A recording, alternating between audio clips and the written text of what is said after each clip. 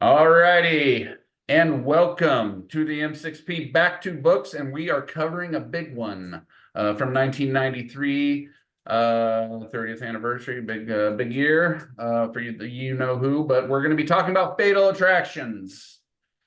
And I am, of course, Darrin with Jared, and then we have our guest Joe and Mr. Rick. And we're going to get started here real quick. Fatal Attractions. It was written by Fabian. The Fabian, I'm not going to try to say his last name again. We tried already. And Scott Lobdell. All right, Jared. So how about a quick recap of Fatal Attractions? Yeah, Fatal Attractions came out in '93. It was huge. X over, kind of bringing all the teams together. The synopsis is Magneto was thought dead, but he was just in hiding, as most villains are. Magneto is back, and he wants to make a big splash and let everyone know he's back, and he's angry. Get off his yard. Get off his Avalon. And he goes against all the different X-Men teams. He takes on X-Force. He takes on the X-Men. He even crashes a funeral, all until his fate is met on his home of Asteroid M, but not before taking Wolverine with him. Thank you, Joe. That was great. All righty. So we're going to dive right in. Got a few questions just to see what everyone's thoughts are. This is a big one again for the M6P. We're big fans of the X-Men here, X-Men animated series, the comic books, everything. Yeah, got one too. Got this out of an M6P box. Oh, yeah, got all kinds of hologram. I got to dig mine out. Come on, man. Come on. Over here. Come prepared. Here, look at that. Oh, yeah. That's kind of bright in there. I got a digital too. But no, that was cool. We all had something to hold up right there.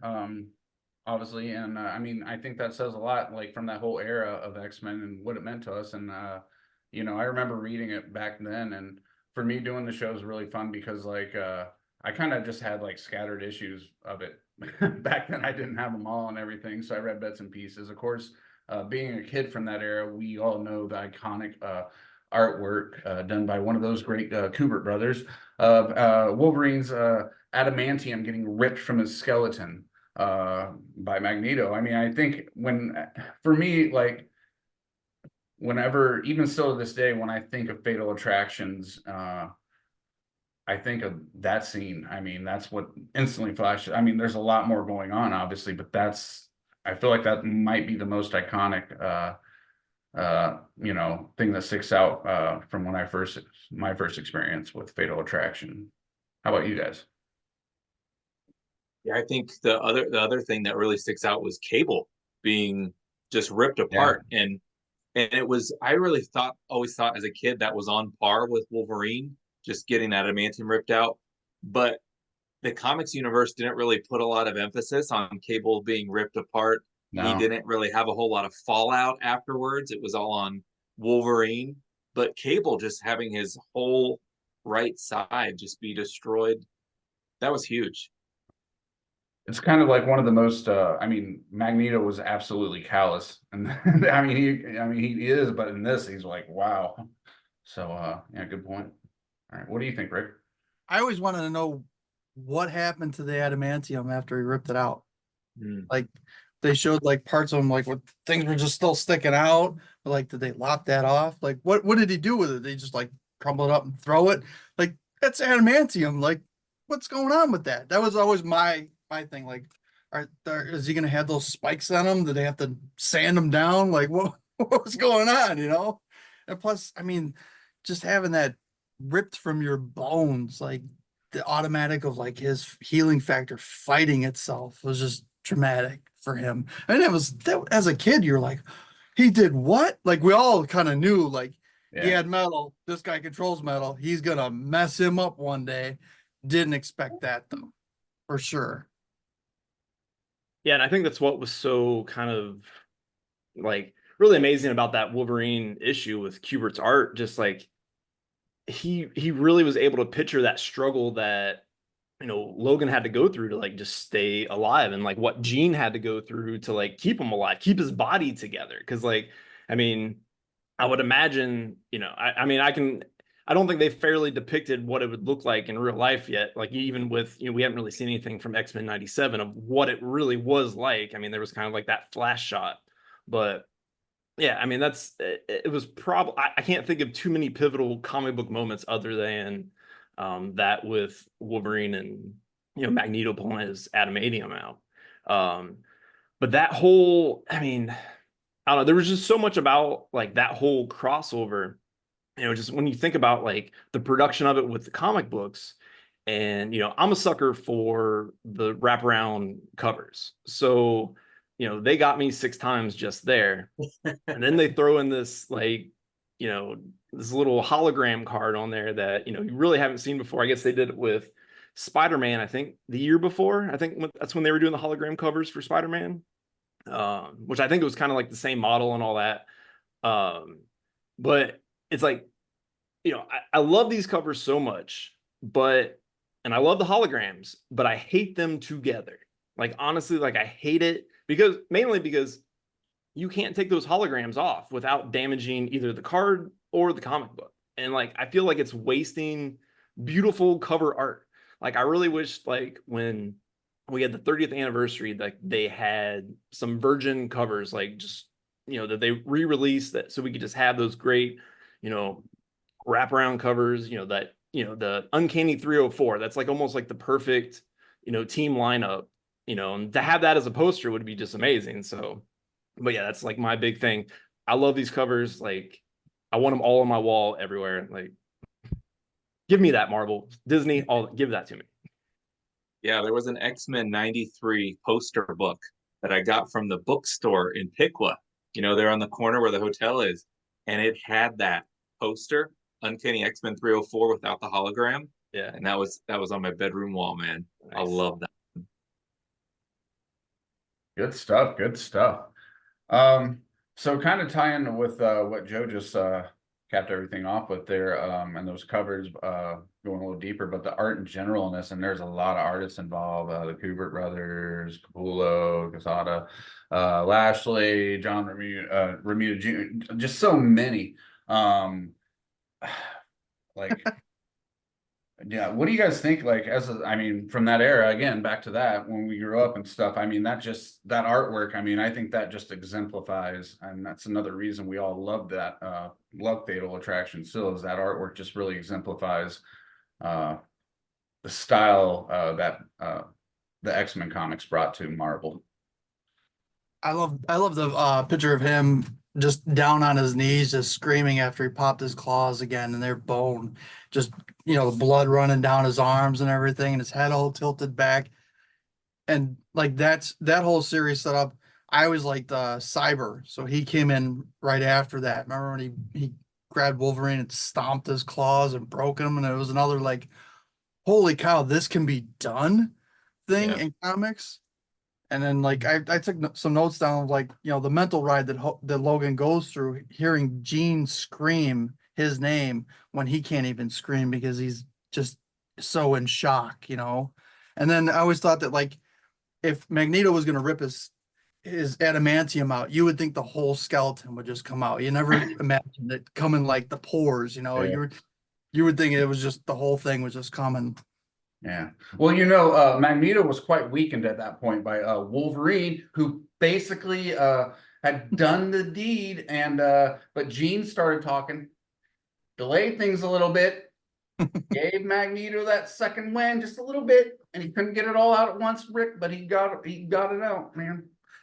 So I blame everything on Jean when it comes to that. Yes, definitely. I think the art was, as you flip through and you just see the various issues, the artist just seems matched perfectly for that story.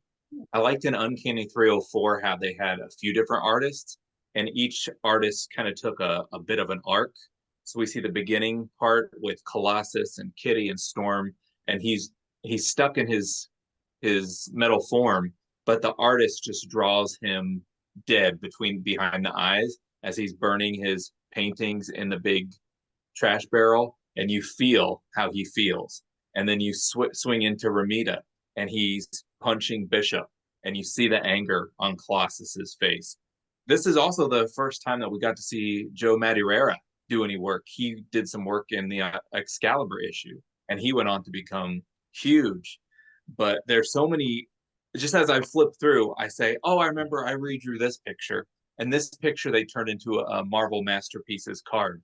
And this picture was a poster on my wall. Like, my whole childhood seems like it's in this book here. But I think the biggest one that sticks out to me, even more so than Wolverine giving his adamantium ripped out, which I think the four of us agree was just, as little boys, we became men when we read this, that when Professor blasts Magneto's brain and the energy's coming out his mouth and Professor's just so angry, that really just burned into my psyche.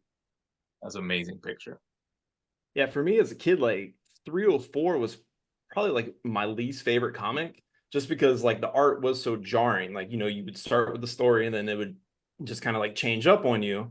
But looking back on it and having that sort of like collection just in one issue, and then if you look at the whole crossover, like you just had this smorgasbord of artists at the beginning of their careers, really. Like, I mean, this was Adam Kubert's like beginning of Wolverine. Like, this was like his first issue in this. So it's like you saw like a great run from him. And my I think he's my favorite, Wolverine artist. So like that's the the cornerstone of everything that he created from that point. So I mean, if you're somebody that wants to collect comic book artists, like this is like a great way to get an early snippet of their art. There's the masterpiece cards. Oh, there we go. Yeah. There Cable and them. I've got those too. Yeah. They have the one that's the connecting. There's like the 9 cards that connect. Yes, Marvel Universe Series 4. Yeah. We'll have Darrin put that up as an image. He'll search for it and put it up. I want to get that. I actually think I have that. I might. Yeah. We'll see. Cool, good stuff. So I mean, Jared kind of stole the thunder a little bit. He's like, oh, well, aside from the Wolverine getting his adamantium ripped out, but I was going to ask, favorite moments. I'm going to kind of tie into that. And it was brought up earlier is wow factors. I mean, it's so iconic, the, Wolverine scene and everything, as we discussed, but like what happened to Cable, that was crazy. Just like, I mean, that's the first time we saw a Marvel character really get turned to spaghetti, as far as I can tell, much before the MCU, John Krasinski, Reed, of course. But yeah, that was just kind of, that really stuck out to me, and that's because that happened first, kind of a shocker, but yeah, certainly Wolverine. But yeah, that one stuck out. And then of course, yeah, Jean just delaying everything and by hesitating and talking and everything when it could have been ended right there. But yeah. Wish we would have got more of a visual of what happened in that X-Men 97 when Wolverine, see it come off the page and onto the screen would have been really great. Absolutely. Yeah. That's the thing we've been waiting for since the first X-Men movie. Like once we had that early scene where Magneto picks up Logan and is like, oh, this metal runs through your whole body. Yeah. So like we thought we were gonna see that scene like in the 2000s, but do it. We'll keep on waiting, I guess. Yeah. I remember that Wednesday morning watching that, and it, that episode ends on that freeze frame, like you said, Joe. And I assumed the next episode would open with it all coming out, and it was just, yeah, he's injured over there in the corner. Let's skip it. Let's just skip it. No, I want to see blood. I want to see metal. I guarantee there's something on the editing floor. They tried to do it, and they're like, it's not working. It doesn't look right. It just doesn't work. So there are a couple other scenes I want to hit up too, Darrin. In X Factor, when Madrox punches the bad guy, and then he creates a duplicate inside the acolyte, and he explodes. That was sick. Joe Quesada right there, just disgusting. When Colossus punches Bishop in the back, that really got me. because Colossus is the gentle giant heart of the X-Men, and you see him in these previous issues just get beaten down. He can't turn out of his metal form anymore. His sister has died. He is questioning everything they did for Xavier, and finally his arch nemesis shows up. He says, "This is what I'm going to do," and he takes out Bishop. That's on a card too. That's just wild to me. But those two kind of stick out, along with Wolverine and Cable, and then Professor X taking out Magneto. Another small one, but just as a little kid that thought he could draw anything, when in X-Men 25, when Professor X and Jean Grey slap hands together to augment their mental energies, and there's like these energy bubbles. I really like that. Yeah, I thought it was a pretty the scene where, you know, Colossus just unleashes on Professor and just, you know, he lets out all his anger on him. Like he's just screaming in his face. Like that was such a powerful scene, you know, especially at that time, because he's the least, you know, that's the character you just wouldn't think that would just, you know, especially at the end, like leaving to go with Magneto. Like it was just a very, you know, pivotal scene. You know, I was kind of upset, like, you know, like we talk about the Cable and just being yeeted into the cybernetic puddle that he was. Like, was there ever any follow-up of how he fixed himself, or like it just, here he is. It almost felt like he was like the Wile E. Coyote and he got smashed and he just scrambled off. But the other thing that I was happy about with X-Men 97 was Magneto's EMP blast. Like that was like a traumatic event, and there was only a few panels that they gave us in the comics, and then we just were supposed to believe that it was like this big deal. And it was kind of nice to see in, you know, 97 that we kind of see the effect of that, of what it did to, you know, everybody across the globe. So, you know, that was a big moment. I kind of wish they would have did some more art in those comics to really capture that. Alrighty, and with that, off to some Marvel trivia.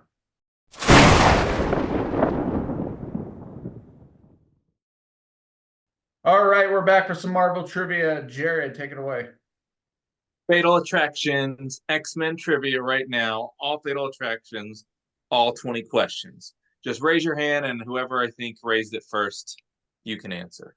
All right. During an X-Men writer summit, this X-Titles writer jokingly said, maybe Magneto could pull the adamantium out of Wolverine. That was Peter David. Said it as a joke, and they went. Fatal Attraction celebrated what anniversary of the X-Men? Darrin. 30th. 30th. The Acolytes first appeared in what issue? Joe. Is that X-Men 1? X-Men 1. This was the name of Illyana's Nightcrawler doll.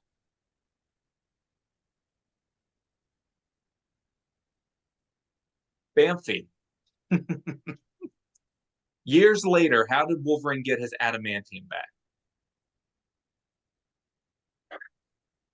Oh, I'm stumping you guys. We're off to a great start. Yeah. All right. Apocalypse pulled it out of Sabretooth and put it into Wolverine. In 1997, Magneto returned in what issue? Uncanny 350, after the trial of Gambit up in Antarctica. The next X-Men crossover, which started in the very next issue of Uncanny X-Men, was called what? This is an X-Men Avengers crossover for 4 issues. Blood Ties. I was reading that too. Damn it. All right. Name 4 members of the Acolytes. Put me all right on the spot, huh? All right. We got Exodus, Frenzy, Milan, Nephiot, Scanner, Seneca, which had a really cool X-Men action figure, Spore, Uniscone, Vought, Javits, and Mellencamp. What was the old leader? That's the one that threw me off. The old leader? Well, yeah, because there was a leader of the Acolytes, I think. Oh, and then Fabian Nicieza. Yeah. That guy. That Hey. guy that Darrin didn't want to say. Who are the two associates of X-Force that leave to join Magneto?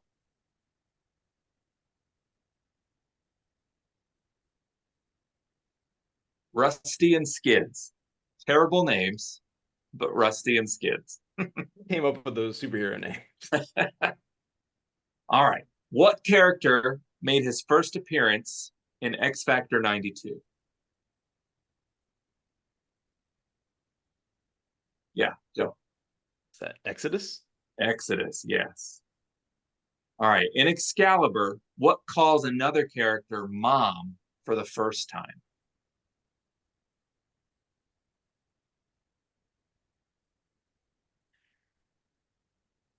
All right, this is Rachel Summers, who was Phoenix. It was the first time she called Jean Grey Mom. Couple more, 5 more. That one shouldn't count because nobody reads Excalibur. That was like a throwaway issue anyway. I can't believe we're gonna put this in the show. You'll get the next 5. What character appears on the hologram cover of X-Men 25? Oh, guys. Joe. That Wolverine? No. He appears on the Wolverine cover. Who was the second most popular character at the time?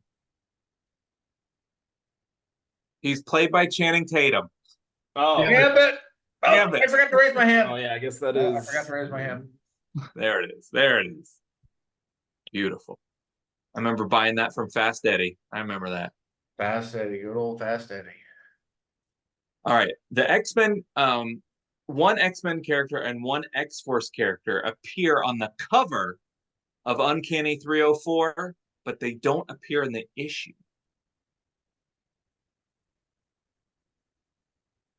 Oh well. Joe, no cheating. This guy's digging through books. Yeah, what's going on here? It'd be Psylocke. She was on the cover, and so How was do you say her Warpath. name? Psylocke. Okay. All right. Bizlock. We need to get Fast Eddie on here though. He's passed on. Oh, damn. I want to verify this. We want to make sure this whole thing. Okay, so you're saying, all right, so Psylocke and Warpath do not appear in the issue. They only appear on the cover. Excellent. All right, we got 1 minute and 11 seconds left. This character rejoins the roster of X-Force during X-Force 25. Joe. Cable? Cable, yeah. Last question. Wolverine decides to stop doing what after his healing factor is depleted? Rick. Popping his claws? No. No. Joe. Eating meat? Smoking the stogies. Quit smoking. All right, Darrin, you want to wrap us up? Absolutely, I will. Thank you once again for everyone joining us. Huge thanks to our guests. As always, make sure you follow all the M6P stuff on all your favorite things. Obviously, Facebook, YouTube, Instagram, etc. And of course, until next time, make yours the M6P.